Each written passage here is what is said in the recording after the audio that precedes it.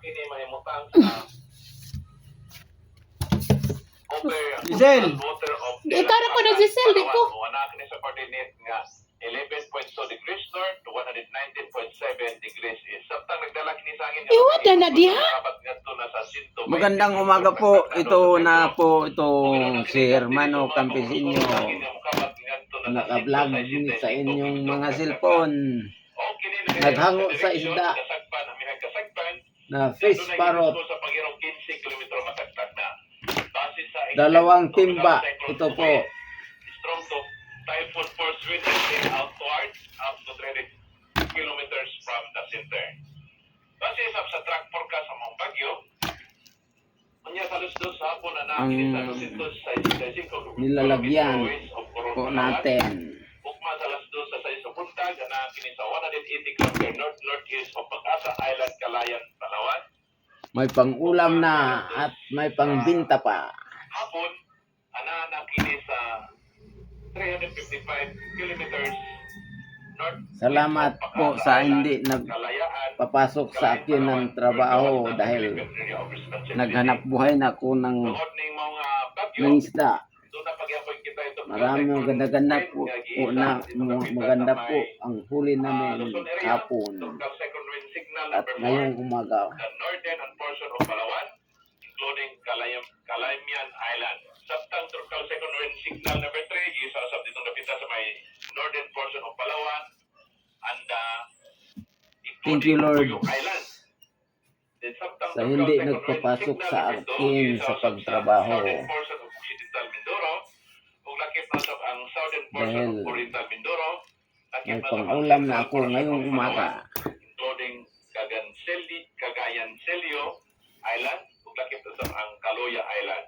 Samtang tropical second wind signal number 1, gisa sa pitong napita sa may umangpay sa Occidental Mindoro, including Lubang Island and rest of Oriental Mindoro, the western portion of Romblon, lakip na sa ang southern portion of Palawan, Kalayaan Island, Aklan, rest of Antique, the central western portion of Capiz, the central and southern portion of Iloilo, o ingon masab ang Guimaras. Samtang base usab sa forecast track sa mga bagyo, kining si typhoon nga si Tino expected kining mogawas sa Philippine Area of Responsibility ugma sa gabi or Ngayon po ito naghango po ako ng isda karong gabi mogawas kini karong sa gabi aming or huli. sa buntag ug mag-adlaw November 6. Samtang sa Bangbait, doon na usab kita yung sa bagyo nga gibantayan nga nakagawa sa nasod. Base sa pagbanabana, ang kini mahimutang sa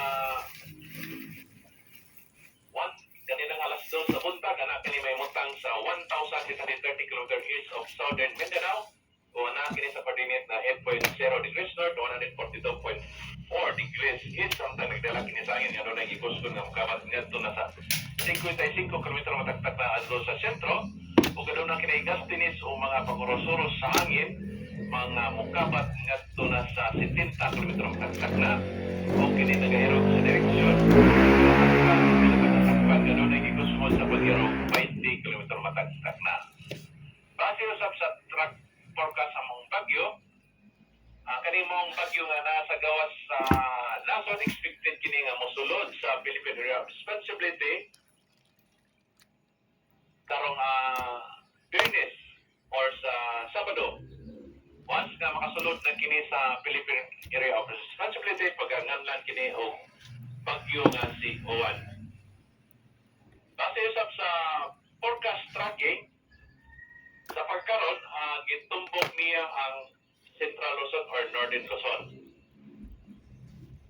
Samtang ang atong forecast karong adlaw, ang atong probinsya sa Bohol ug lakip na sa ang Bangbay sa Kabisayan, ug inon man sa ditong napita sa Mindanao karong adlaw makasinata lamang kita og kuparansang pagpanagom ug ngadto na sa usa ka pinagbuman ng kalangitan. Ug inubanan sa palagsa nga mga daplit mga pag-ulan ug mga panulong kilat gumikan sa mga localized thunderstorm ug inom sa kining extension sa typhoon nga si Tino. Samtang kasarangan ug ngadto na sa kusog hangin nga nagagikan sa abagatan ug paingon na ngadto sa Batakasagpan nga mao mo obserbabi sa tibuok Kabisayan ug ingon mo sa dinhi sa atong probinsya sa Bohol ug ingon man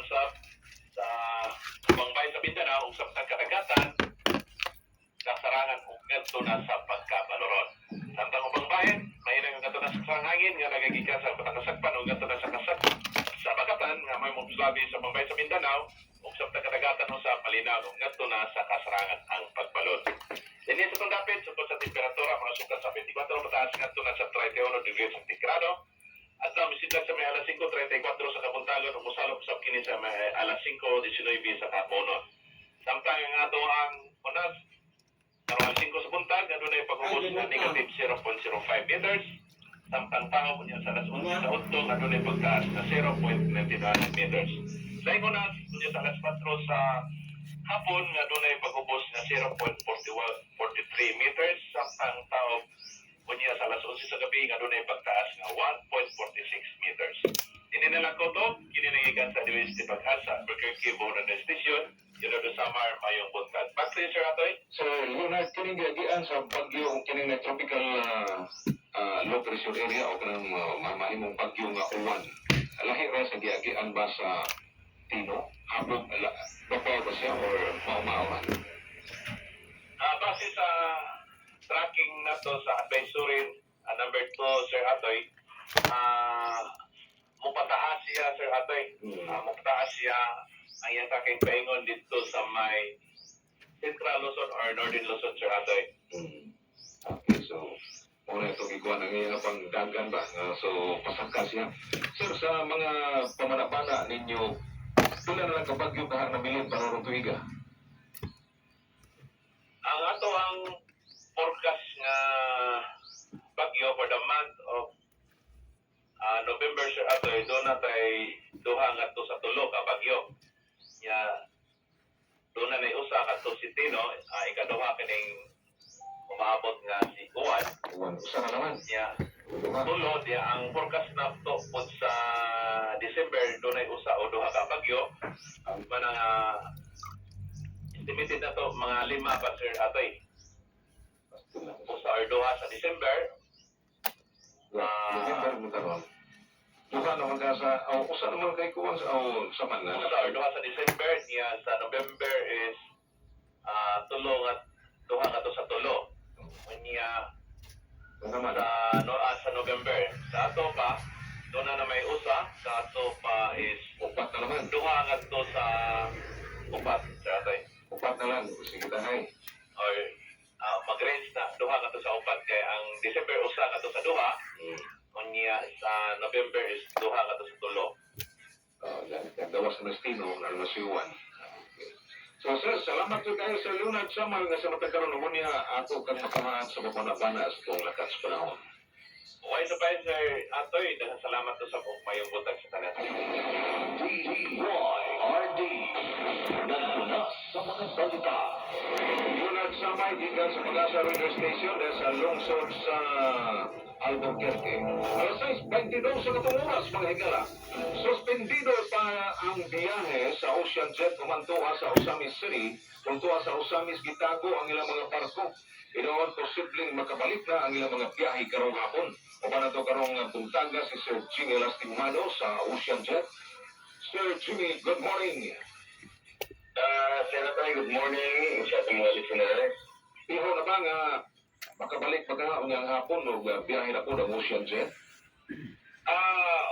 Sir Atoy, in fact, basin o na atay biyahe nga baka karang hapon na siguro rin natin ang ako ang barko maka diretso naman din nakikita sa pag-shelter. No? Pero karong punta na atay barko na subusin mula kung kalasay pero sa Cebu, pero gumikan sa nahitabo nga pag-shelter na to nga nagpunas man di ka lawas. So, Iwan tayo kayo sa Cebu, alas 6 unta, pero nabilatar kay wapakang gasong barko to masusulti ng area code. So, pero hopefully this point, hanggang adlaw maka-operation na kita exit sa ubang mga ruta,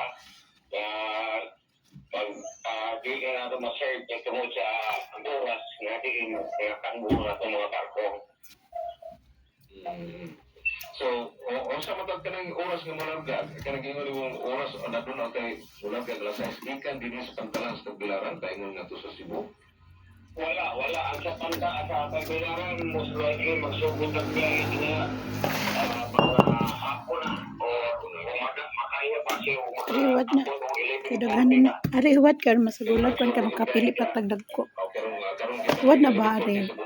Karong adlaw gyud makasugod na gyud ang operasyon. Kuhaan ka daghanan na kayo. Okay, so may nangadaon sa pangbarko tungkol sa mga bagyong Tino nga diha Tambak. dagdag baga sa mga pantalan o asa nakita gitago Sir Jimmy. So far, ang atong hindi pangtaguan is mga anong italayo ngayon para sa ato sa mga area nga dili na ko. Mga nga ato na umusamis. Kay supposedly, kung ako dili pa apil ang Sikiho man ako sa Larina, pero na-apil man siya lista ni Pino sa paunang gipa at doon lang pinamuglayo, nakalaglayo, kasi siguro. Okay. Ilang ka barko ganyan sa Ocean Jet magabihian din sa Tagbilaran o ubang mga pantalan din sa ato? Actually, ang ato ay student of faith, pero wala pa nato na paano uban. Ang ganagan karon siguro nga itong Ang ikan din sa after magabihian lagi sa pauna. Tagbilaran Cebu alone, we have around 4. 6, 8, 8, 8, 7, 8. Oo. 5. Ang idea sa pagmunda sa Sikiho, napon naman din nakabarko na rin. Okay. Oo. So, nga mga